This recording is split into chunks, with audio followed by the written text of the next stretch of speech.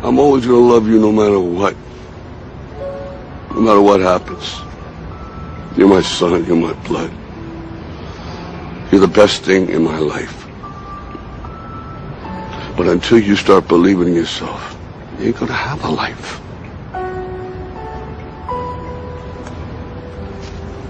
Don't forget to visit your mother. Hello, everyone. Welcome to Good Money, your trusted source for personal finance advice. I'm Tanya Rivero in New York. Ever wonder what it would be like to work from home? With advances in technology, more and more people are looking for home-based jobs that could easily give them the flexibility of setting their own hours and perhaps find a better work-life balance. It enables you to run your own business, be your own boss, but with the backing of another company that's there because you're selling their products or their services. Wouldn't it be nice if your commute consisted of stepping to the kitchen for a cup of coffee, then into your home office? Well, thanks to the internet, plenty of people do it daily. Best commute in town. Very short. Takes me about 30 seconds. We get to choose our own hours. It allows me to have the flexibility to do things with my wife and my daughter. So there are real work-at-home jobs out there. There is opportunities to work at home. You just need to find out what type of an opportunity you're best suited for and research it and pursue it. For Money Talks, I'm Stacy Johnson. If you take a look at this 40-year run on the dollar is designed economically to lose money every single year. So why would you save something that loses money every year? And what this means for somebody on retirement plans is that after you retire, the value of your dollar goes down and your cost of living keeps going up. To my rich dad, that was bad advice and made no sense. Again, it was different value. The important diagram my rich dad showed me when I was a little boy was a diagram known as a cash flow quadrant. And the quadrant is made up of the 4 different people who make up the world of business. So my rich dad said, in the world of business, there's E's. And E's stand for employees. An employee, he says, you can always tell who they are by their core values. And what the employee, whether the president or the janitor of the company, will always say the same words. The words are, I'm looking for a safe, secure job with benefits. That's what makes them an employee, because their core values are security. The other one of the 4 is the S, or the small business owner or the self-employed. And again, their core values will cause them to use the same words, which are, if you want it done right, do it by yourself. S means they're also solo. They're generally one-person act, or they operate by themselves. On the right side of the quadrant are the B's. And what Rich Dad said the B stood for was big business, or like Bill Gates. Forbes defines big business as 500 employees or more.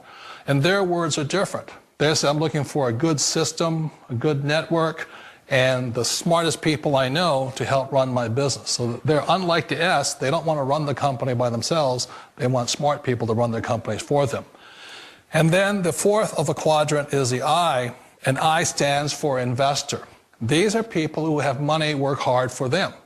These people are people who have people work hard for them. And these are the people that work hard for the rich here. So early on in my life, it was my poor dad who always said to me, you know, Robert, go to school and so get a high-paying job.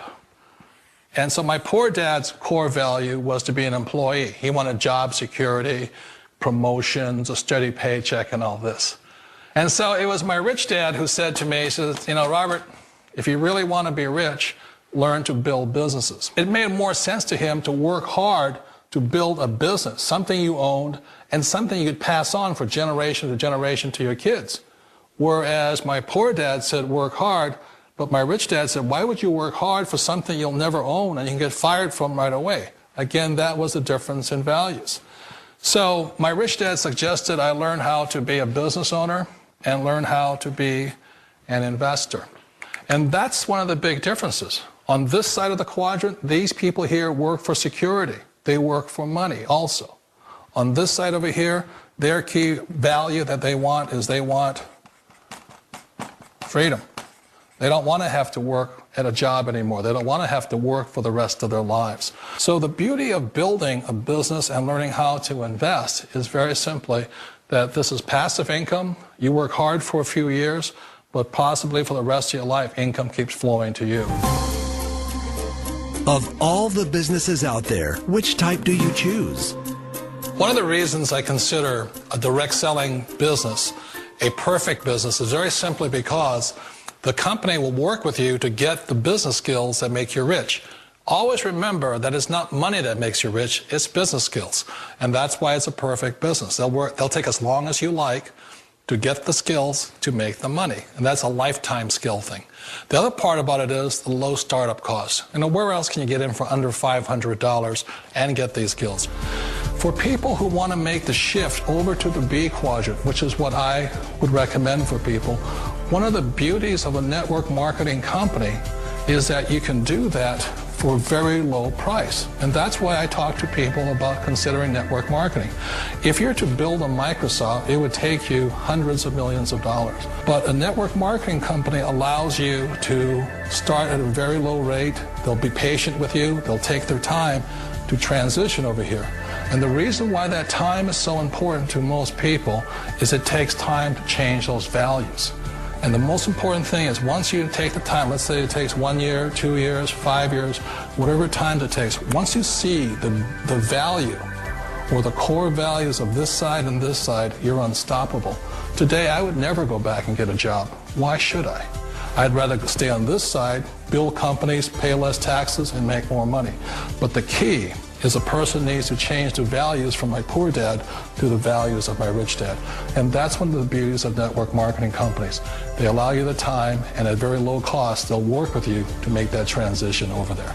The number one asset a person can build is build a business. That is the smartest thing you can do. Years ago, I decided not to follow the corporate ladder simply because, again, it was values. You know, my poor dad always said, go to school and get a high-paying job with the government or a big corporation. But my rich dad said, why would you work so hard at something you'll never own? You can't sell your job. You can't pass it on to your kids. So to me, it never made any sense. It made more sense to build my own business and hire other people. The other reason is that you really don't have much control if you're in the corporate ladder world. For example, you can get fired at any time. Or today we have what's called M&As, or mergers and acquisitions, where another company buys another company. So you could be a great employee, but the company that buys your company just fires you. Wait a minute. This sounds too good to be true. Like one of those get-rich-quick schemes. It's not a get-rich-quick formula. You don't just do it overnight. It takes time. I still remember the first time I made that transition was back in 1978 when I fully quit my job and I had to depend upon my company that I was building to support me. So I understand the fear. The beauty, the most important thing to remember is this. There's two kinds of people in the world. There are the types that will say, you'll never make it. And I had a lot of people, a lot of friends and family saying that. You're stupid, don't do it. And the second type were the people that said, go for it, you can do it. Don't worry about it, we'll cover you. So the most important thing is support of friends and family.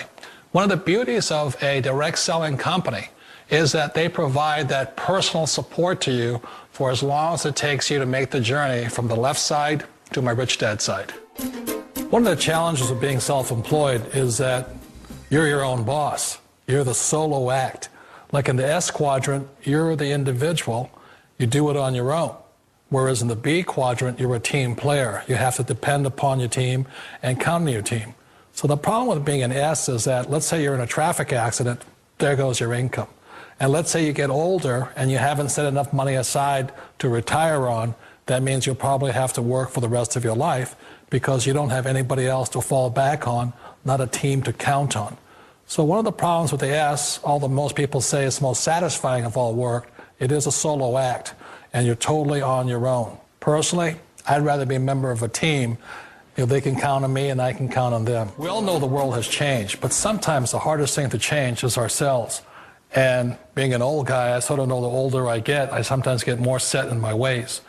And I think that's one of the things that a direct selling business offers people, why it's the perfect business. They allow you to take your time to make the mental, emotional, and physical changes required to move from the left side to the rich dad side. And I think that's a big thing. It's a very gracious, it's a very elegant way, it's a patient way of supporting you in making the changes of your life. So please remember, change always creates upset, but sometimes we all know we have to make those changes. And if you know it's time for you to make that change, then the perfect business may be a direct selling business for you. Just 3 years ago, she had never been in an airplane because of a fear of flying. Now 25-year-old Jessica Cox is a licensed pilot, which is pretty incredible considering she was born with no arms. Les Trent with her story of triumph and courage. This pilot is flying with no hands, literally. Jessica Cox is the nation's first and only licensed pilot who has no arms. When I tell people that I'm a pilot, they're like, what?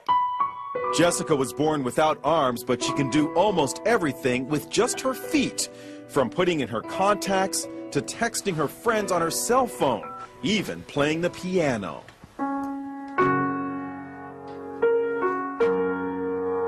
Jessica has a black belt in Taekwondo. She makes a living as a motivational speaker, but always had a fear of flying. So Jessica decided to face her fears head-on and got a pilot's license. She talked with our Jim Murray. How is it possible to fly a plane without hands? You know, it's even hard for me to believe when I'm talking about them. You just do it. Jessica invited us up for a spin high above the Arizona desert. Her lucky flying shirt reads, "Look, Ma, no hands." She showed us how she controls her plane. And I would have my right foot right here on the yoke and my left foot here on the throttle. And I'm using my big toe to push on the push-to-talk switch. So you feel perfectly safe? I do, yes. Is there any issue of safety at all? You know, there's not. After, an hour, just like driving with her in a car, after an hour or so, you don't even really realize she has no arms. Our cameras were mounted inside the small plane to see Jessica in action.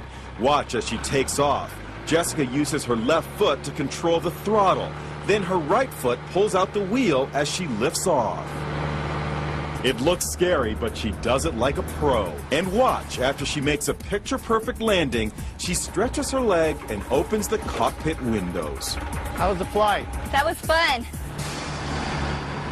Good for her. Doctors have never been able to come up with an explanation as to why Jessica was born without arms.